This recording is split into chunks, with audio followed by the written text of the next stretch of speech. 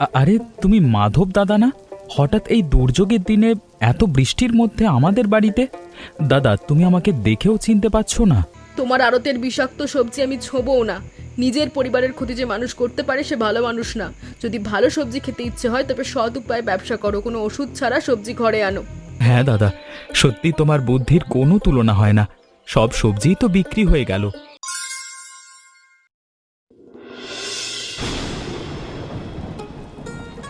আচ্ছা ভাই, তুমি কি আমাকে একটা কথা বলতে পারবে? এই গ্রামে দীপকের বাড়িটা ঠিক কোথায় বলতে পারো? আমি আসলে অনেক বছর পরে এই গ্রামে এসেছি তো, তাই চেনা রাস্তাগুলো কেমন যেন গুলিয়ে যাচ্ছে, ঠিক চিনতে পারছি না। আপনি কি দীপক দাদার খোঁজ করছেন? হ্যাঁ, চিনি তো। এখান থেকে সোজা গিয়ে বাঁদিকের যে গলি রাস্তাটা চলে গেছে, ঠিক ওই রাস্তার মুখেই দীপক দাদার বাড়ি। আপনি আর একটু কষ্ট করে এগিয়ে গেলেই ওনার বাড়ি চোখের সামনে দেখতে পাবেন। যাক বাবা, তাহলে ঠিক রাস্তাতেই এসেছি। এই ঝুম বৃষ্টির মধ্যে মিষ্টির হাঁড়ি হাতে আর ছাতা মাথায় দিয়ে কাদার ভেতর হাঁটতে খুব কষ্ট হচ্ছিল ভাই। তা দাদা, আপনাকে তো এই গ্রামে আগে কখনো দেখিনি। আপনি কি এই গায়ে একদম নতুন এসেছেন? দীপক দাদা বুঝি আপনার কোনো আত্মীয় হন, নাকি কোনো বিশেষ দরকারে ওনার কাছে এসেছেন? দীপক আমার পিস্তুত ভাই হয়। অনেক বছর আগে আমি একবার ওদের এই বাড়িতে এসেছিলাম, তখন গ্রামটা অন্যরকম ছিল, তাই এখন আর পথঘাট ভালো মনে নেই রে ভাই। ও আচ্ছা, এবার পুরো বিষয়টা বুঝতে পেরেছি। বৃষ্টিটা কিন্তু বেশ জোরেই নেমেছে, আর চারিদিকের রাস্তাও খুব খারাপ। আপনি একটু সাবধানে যান। অনেক ধন্যবাদ ভাই তোমাকে। এই বৃষ্টির দিনে তোমার সাহায্য না পেলে আমি তো পথ হারিয়ে ফেলতাম। দীপকের সাথে দেখা হলে বলবো তোমার এই ব্যবহারের কথা। আরে না না দাদা, এতে ধন্যবাদের কি আছে? বিপদে মানুষ মানুষকে একটু সাহায্য করবে, এটাই তো স্বাভাবিক। আপনি ছাতাটা ভালো করে ধরুন, বাতাসে যেন উড়ে না যায়। আমি তাহলে এখন আসি, তুমি ভালো থেকো ভাই। একদিন তোমার চায়ের দোকানে এসে আড্ডা দেব। এই বৃষ্টি কাদার জন্য একদম উঠানে চলাফেরা করা যাচ্ছে না গো তুলসী। পা দিলেই পিছলে আছাড় খেয়ে পড়ে যাওয়ার অবস্থা হচ্ছে। তাই ভাবলাম কাদাগুলো কোদাল দিয়ে কেটে একটু পরিষ্কার করে একপাশে সরিয়ে দিই। আমার কথা শোনো, এই ঝুম বৃষ্টির মধ্যে উঠোন থেকে কাদা সরানোর কি এমন দরকার পড়লো বলো তো? তুমি তো পুরো ভিজে যাচ্ছ। এই বৃষ্টিটা একটু কমলে ঠান্ডা মাথায় কাজটা করলেই তো ভালো। আচ্ছা, এটা কি দীপকের বাড়ি? আমি ঠিক বাড়িতে এসেছি তো, নাকি আবার ভুল করে অন্য কারো আঙিনায় ঢুকে পড়লাম? আরে তুমি মাধব দাদা না? হঠাৎ এই দুর্যোগের দিনে এত বৃষ্টির মধ্যে আমাদের বাড়িতে? দাদা, তুমি আমাকে দেখেও চিনতে পারছো না? তোকে আমি শেষ যখন দেখেছি রে দীপক, তখন তুই কত ছোট ছিলি। এত বছর পর হঠাৎ তোকে এত বড় অবস্থায় দেখছি তো, তাই প্রথমে তোকে দেখেই ঠিক চিনতে পারছিলাম না রে ভাই। হ্যাঁ গো দাদা, অনেক বছর হয়ে গেছে ঠিকই, তবে আমার কিন্তু তোমার কথা সব মনে আছে। ওগো তুলসী, তুমি হাঁ করে দাঁড়িয়ে না থেকে আগে দাদার হাত থেকে মিষ্টির হাঁড়িটা নাও আর দাদাকে ঘরের ভেতরে নিয়ে যাও। আসুন দাদা, ঘরের ভেতরে আসুন। বাইরে যা বৃষ্টি, আপনি তো প্রায় ভিজে গেছেন। আপনি ঘরে এসে হাত মুখ ধুয়ে একটু বিশ্রাম করুন। ঠিক বলেছ বোন, এই কাদার মধ্যে আর দাঁড়িয়ে থাকা যাচ্ছে না। তোরা দুজনে ঘরের ভেতরে আয়, কতদিন পর এক ছাদের নিচে বসার সুযোগ হলো। হ্যাঁ দাদা, আমি এই কোদাল আর ঝুড়িটা বারান্দায় রেখে হাত পা ধুয়ে এক্ষুনি ঘরে আসছি। তুমি তুলসীর সাথে ভেতরে যাও, আজকে রাতে অনেক গল্প করা যাবে। তুমি এসেছো দেখে মনটা খুবই ভালো হয়ে গেল। এই দুনিয়ায় শুধু সৎ উপায়ে ব্যবসা করলে জীবনে কোনোদিন উন্নতি করা যাবে না, বড় লোক হওয়া যাবে না। এখন থেকে সব সবজিতে বিশেষ স্প্রে করলে সবজি আর সহজে পচবে না। তাছাড়া এই বর্ষার দিনে সবজি খুব দ্রুত পচে নষ্ট হয়ে যায়, বাজারে লোকসান হয়। এই ওষুধটা দিলে সবজি একদম তাজা টাটকা দেখাবে। তখন সাধারণ গ্রাহকদের বোকা বানিয়ে বেশি এগুলো গুছিয়ে দেওয়া যাবে। ওগো, তুমি কি আমার কথা একটু শুনছো? লোকেদের এভাবে বিষ খাইয়ে ঠকানোর কাজ তুমি করো না। এই অন্যায় কাজ উপরওয়ালা সইবে না। নিজের সামান্য লাভের জন্য মানুষের পেটে বিষ দিচ্ছ তুমি। তুমি এখন সোজা ঘরে যাও তারুতি, আমার ব্যবসার কাজে একদম মাথা গলাবে না। বেশি কথা না বলে কেন এখানে এসেছো সেটা পরিষ্কার করে বলো। ঘরের দুপুর বেলায় রান্না করার জন্য কোনো সবজি নেই, তাই আড়ত থেকে কিছু নিতে এসেছিলাম। কিন্তু এখানে তোমার যা নোংরা আর পাপের কাণ্ড দেখছি, তাতেই সবজি নেওয়ার ইচ্ছে আমার চিরকালের মতো চলে গেছে। আমি বরং বাড়ি ফিরে গিয়ে আমাদের পেছনের ক্ষেতের বুনো কচুর শাক রান্না করে খাবো। সেটা শরীরের পক্ষে অনেক ভালো। কিন্তু তোমার এই স্প্রে করা সবজি আমি কোনোভাবেই বাড়ি নিয়ে যাব না। তোমার এই নীতি কথা শোনবার সময় আমার নেই। বাজারে সবাই কিছু না কিছু করে, আমি যদি সবজি ভালো না দেখাই তবে কোনো খদ্দের আমার দোকানে পা দেবে না। চিল্লে লাভ নেই, ঘরে যাও। খদ্দের আসুক আর না আসুক, মানুষের ক্ষতি করা বড় পাপ। তুমি টাকার লোভে অন্ধ হয়ে গেছো, একদিন এই পাপের শাস্তি তোমাকে পেতেই হবে। রাখো তোমার অভিশাপ। আমি ব্যবসা করতে বসছি, পুণ্য কামাতে নয়। আমার আড়তের সবজি অনেক ভালো দামে বিক্রি হবে আজকে। তুমি চলে যাবে, আমার খদ্দের আসবার সময় হয়ে গেছে।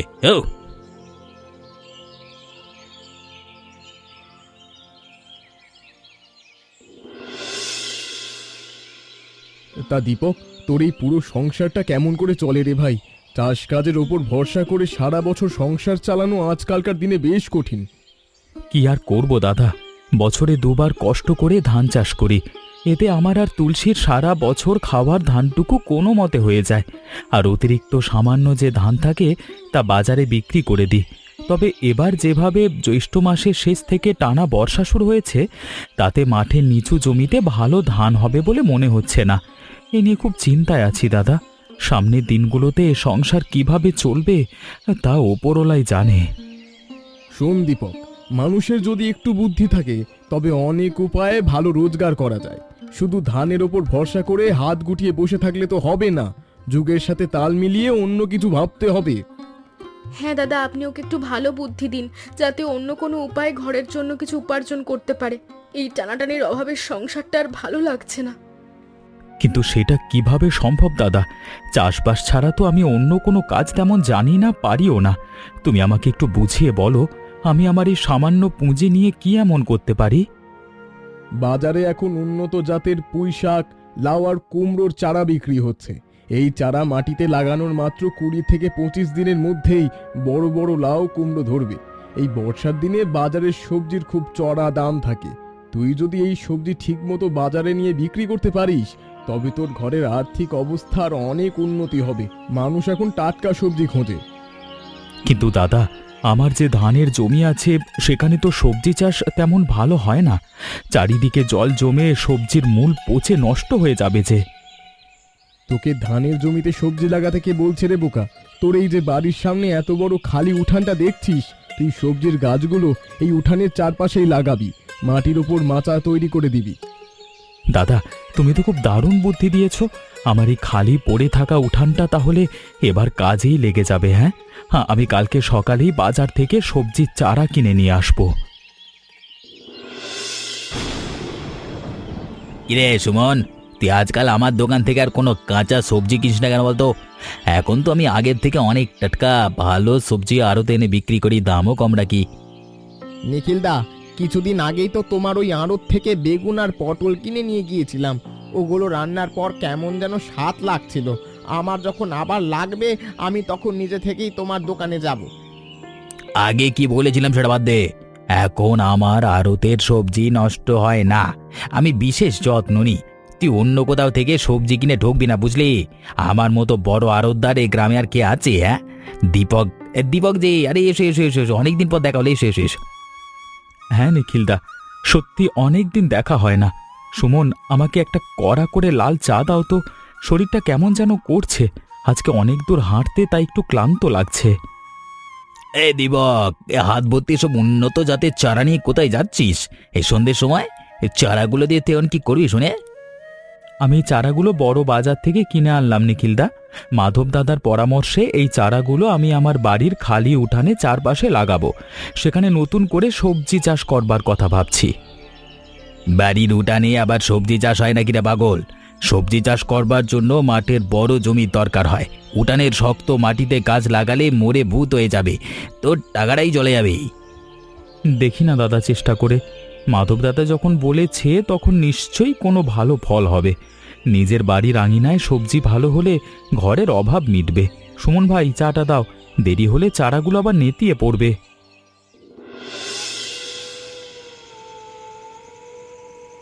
শুধু এই ডাল আর ভাত দিয়ে আমি কি করে খাবো শুনি আরতি?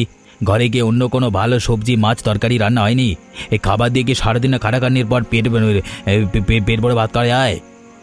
বাজারে আজকাল মাছ, মাংস আর সবজি যাই পাওয়া যাচ্ছে, লোভী মানুষটা সব কিছুতে স্প্রে করছে। তাই আমি ওসব নোংরা জিনিস বাইরে থেকে কিনে এনে ঘরে বিষ রান্না করা চিরকালের মতো বন্ধ করে দিয়েছি। বাজারে লোকে কি করলো না করলো তা দিয়ে তোমার কি দরকার শুনি? ঘরে সবজি থাকলে তুমি তা রান্না করবে, এটাই তো স্বাভাবিক নিয়ম। শুধু ডাল কেন রান্না করবে? কয়েকদিন ধরে খালি এই সব রান্না করছো তুমি। আমি কি গরিব নাকি? হ্যাঁ, সবজিতে তুমি নিজে যেভাবে স্প্রে করো সেটা তো আমি নিজের চোখেই দেখতে পাই আড়তে গিয়ে। আমরা তো নিজেদের জীবনের প্রতি দয়া আছে, তাই ডাল ভাতই ভালো। আমি ব্যবসায়িক কারণে সবজিতে ওষুধ দিই যাতে জিনিসপত্র তাজা থাকে আর খদ্দের পছন্দ করে। এটা আমার ব্যবসার নিজস্ব কৌশল। ঘরে রান্নার সাথে তুমি আমার তুলনা টানছো কেন? এটা তো ঠিক নয়। মানুষের পেটে বিষ দিয়ে টাকা রোজগার করা কোনো ব্যবসা হতে পারে না। ওটা হলো এক ধরনের অপরাধ। নিজের ভালো চাইলে আর শরীরে রোগ ছড়াতে না চাইলে এই পবিত্র ঢাল ভাতি মুখে থলেও এর বেশি কিছু রান্না হবে না। তুমি দিন দিন বড্ড বেশি কথা বলছো আরতি। আমার আমার আয় করা টাকা দিয়ে তুমি রাজত্ব করছো আর আমার উপরই জ্ঞান ফলাচ্ছ। তোমার আড়তের বিষাক্ত সবজি আমি ছোবও না। নিজের পরিবারের ক্ষতি যে মানুষ করতে পারে সে ভালো মানুষ না। যদি ভালো সবজি খেতে ইচ্ছে হয় তবে সৎ উপায়ে ব্যবসা করো, কোনো ওষুধ ছাড়া সবজি ঘরে আনো।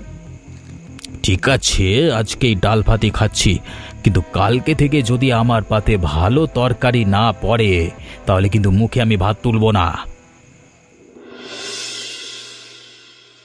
দাদা, মাধব দাদা, একবার জলদি ঘরের বাইরে এসো।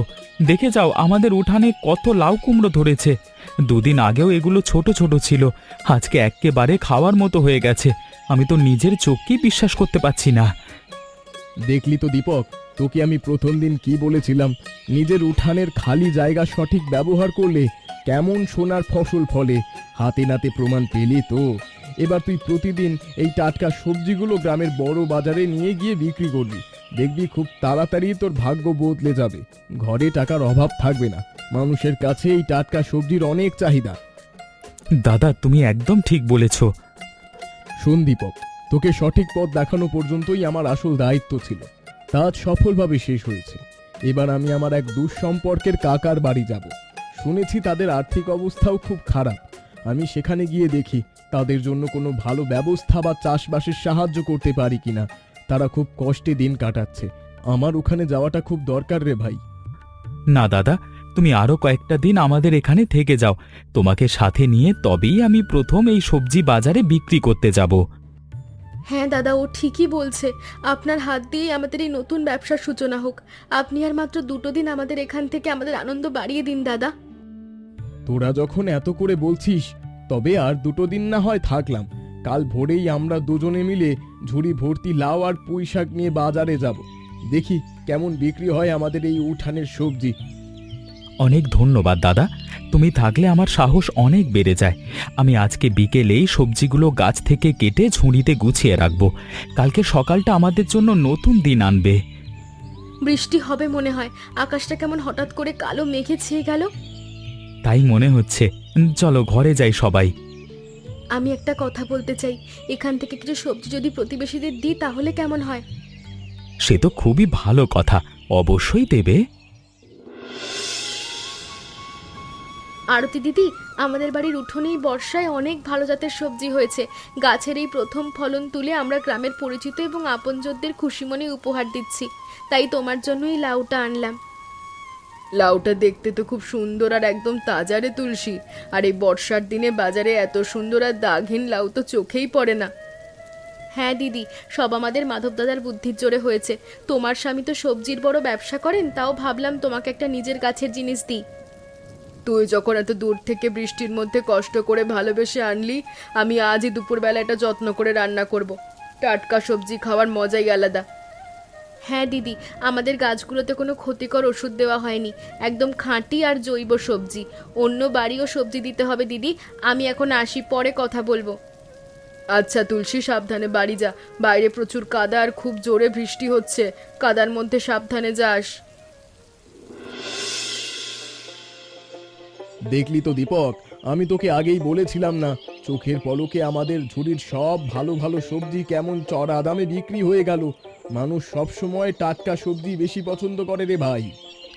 হ্যাঁ দাদা, সত্যি তোমার বুদ্ধির কোনো তুলনা হয় না। সব সবজিই তো বিক্রি হয়ে গেল। এই শেষ একটা মাত্র লাউ অবশিষ্ট আছে। এটা আর বিক্রি করে কি হবে দাদা? এই লাউটার দাম 40 টাকা। এটা বরং আমরা আজকে বাড়ি নিয়ে যাই, তুলসী রান্না করবে। বাড়ি নিয়ে যাওয়ার দরকার নেই রে দীপক, ব্যবসার জিনিস শেষ পর্যন্ত বিক্রি করে দেওয়াই ভালো। দেখবি এই শেষ লাউটা নেওয়ার জন্য কোনো না কোনো ভালো খদ্দের ঠিক চলে আসবে। তুই লাউটার ঝুড়ির ওপর ভালো করে সাজিয়ে রাখ। দীপক দাদা, তোমার ঝুড়িতে তো দেখছি আর একটা কচি আর বড় লাউ আছে। এটা আমাকে দাও দাদা, এত কচি লাউ বাজারে কোথাও নেই। তা লাউয়ের দাম কত দাদা? 40 টাকা। তবে ভাই সুমন, তুমি নেবে যখন তখন টাকা আর দিতে হবে না, এমনিই নিয়ে যাও। তুমি তো আমাদের ঘরে চেনা ছেলে। না দাদা, ব্যবসার জায়গায় কোনো খাতিরে কম টাকা দেওয়া উচিত না। তুমি অনেক কষ্ট করে এই সবজি ফলিয়েছো, তাই এর ন্যায্য মূল্য নেওয়া উচিত। এই 49 টাকা রাখো আর আমাকে লাউটা দাও, আমি খুশি মনে নিয়ে যাচ্ছি। সুমন ঠিকই বলেছে দীপক, ব্যবসার একটা নিয়ম আছে। সুমনের কাছ থেকে টাকাটা রাখ, ও আমাদের প্রথম ক্রেতাদের একজন। অনেক ধন্যবাদ মাধব দাদা, আপনাদের সবজি সত্যি খুবই ভালো। কালকে সকালে আবার নতুন সবজি তুলবো, তোমার লাগলে আগে এসে বলে যেও। আজকে আমাদের সব বিক্রি হয়ে গেল, মনের মধ্যে খুবই খুশি খুশি লাগছে। সে তো লাগারই কথা। চল এবার বাড়ি যাই। আজকে সকাল থেকে একটা সবজিও বিক্রি হলো না রে ভাই। স্প্রে করে এত চকচকে আর টাটকা রাখার পরেও মানুষ কেন আমার সবজি কিনছে না, তা আমার মাথায় কিছুতেই ঢুকছে না। এই সুমন, এদিকে আয় তো। তুই আমার দোকানের সামনে দিয়ে সবজি না কিনে এভাবে চুপচাপ চলে যাচ্ছিস কেন? হ্যাঁ, কি হয়েছে তোর? আমার উপর কেন, মানে কোনো রাগ আছে নাকি? নিখিলদা, সত্যি কথা বলতে কি, তোমার দোকানের সবজি খেতে আজকাল একটুও ভালো লাগে না। কেমন যেন একটা ওষুধের গন্ধ ছাড়ে রান্নার পর। আমি এখন প্রতিদিন দীপক দাদার কাছ থেকে একদম টাটকা আর সবজি কিনি। দীপক তো একটা সামান্য চাষি, ওর উঠানের সবজি এমন কি ভালো যে তোরা সবাই আমার এই বড় আরো ছেড়ে ওর কাছে যাচ্ছিস? ও আচ্ছা, তুমি সবজিতে এই ক্ষতিকর স্প্রে করো, এজন্যই তোমার সবজি কেউ কেনে না। আমি আজই গ্রামের সবাইকে তোমার এই কুকীর্তির কথা বলে দেব। নিখিলদা, এখনো সময় আছে, ভালো মানুষের মতো সৎভাবে ব্যবসা করো, তাহলেই ব্যবসার উন্নতি করতে পারবে। মানুষকে ঠকালে কোনোদিন বড় হওয়া যায় না, এই বলে দিলাম। এবার আমি চললাম, আমার দোকানে কাজ আছে। দূর হয় এখান থেকে, আমাকে জ্ঞান দিতে এসেছে যত সব। এই সব কিছুর মূল হচ্ছে ওই দীপক আর ওর বাইরে থেকে আসা মাধব দাদা। ওরাই আমার ব্যবসা লাটে তুলেছে। আমি অপমান সহ্য করব না। ওই দীপকের জন্য আজকে আমার এই দশা। আজকে আমি রাতেই গিয়ে ওর সবজি ক্ষেতের ক্ষতি করবার চেষ্টা করব, দেখি ও কিভাবে ব্যবসা করে। হ্যাঁ, গাছ কেটে দিলে কালকে থেকে দীপক আর বাজারে আসতে পারবে না। তখন সব খদ্দের আবার বাধ্য হয়ে আমার এই আড়তেই ফিরে আসবে। হ্যাঁ, আজকে রাতেই কাজটা শেষ করতে হবে, কাটারিটা শান দিয়ে নি। হ্যাঁ, ওগো শুনছো? একবার জলদি ওঠো তো, বাইরে কেমন খুব জোরে জোরে কুকুরগুলো ডাকছে। আমার মনটা কুক আইছে গো, বাইরে কেউ এসেছে মনে হয়। দূর, মাঝরাতে আমার ঘুম ভেঙে তুমিও কি যে বলো তুলসী? এই গভীর রাতে বাইরে কে আসবে? কুকুর ডেকেছে তো কি হয়েছে? তুমি চুপচাপ আবার চোখ বন্ধ করে ঘুমিয়ে পড়ো তো। না গো, আমার মনটা খুব অস্থির লাগছে। এই মাঝরাতে বাইরে কোনো চোর টোর এলো না তো? আমাদের এত কষ্টের সবজির গাছগুলো কোনো ক্ষতি হয়ে যাবে না তো? তুমি একবার দয়া করে ওঠো না গো।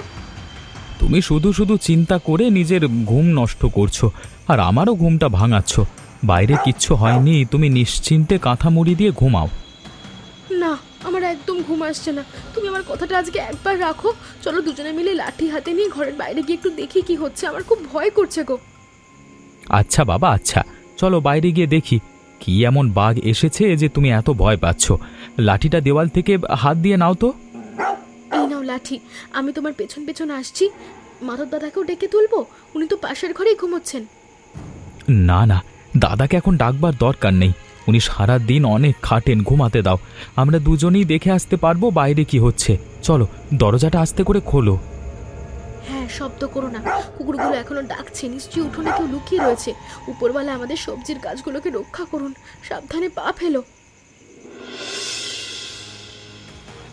এই দীপকের সব সবজি গাছ আমি আজকে গোড়া থেকে কেটে একদম সাফ করে দেব।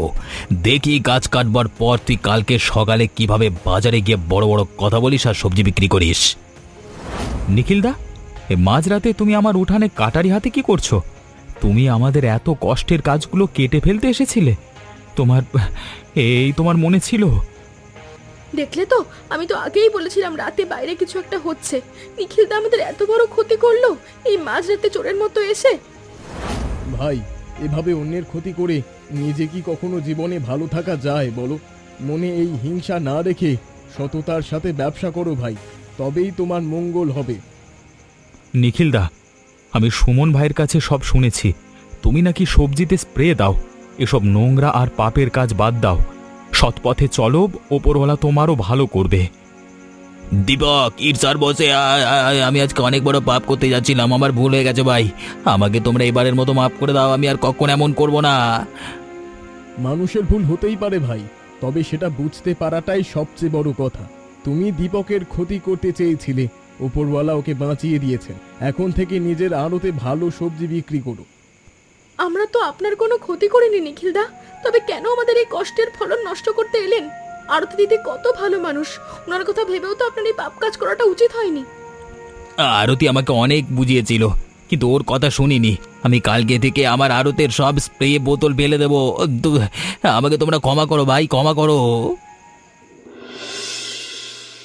দাদা, তুমি আজ আমাদের ছেড়ে চলে যাচ্ছ ভেবে আমাদের দুজনের খুব মন খারাপ হচ্ছে। তোমার এই উপকারের কথা আর এই উঠোনের সবজির কথা আমরা কখনো ভুলবো না। মন খারাপ করিস না রে বোন তুলসী, আমি তো তোদের পর কেউ নই। তোদের একটা ভালো পথ দেখাতে পেরেছি, এটাই আমার জীবনের সবচেয়ে বড় আনন্দ। হ্যাঁ দাদা, তোমার দেওয়া এই বুদ্ধিতেই আজকে আমার এই ভাঙা সংসারে একটু সুদিনের আলো দেখতে পেয়েছি। অভাবের কষ্টটা অনেক কমেছে।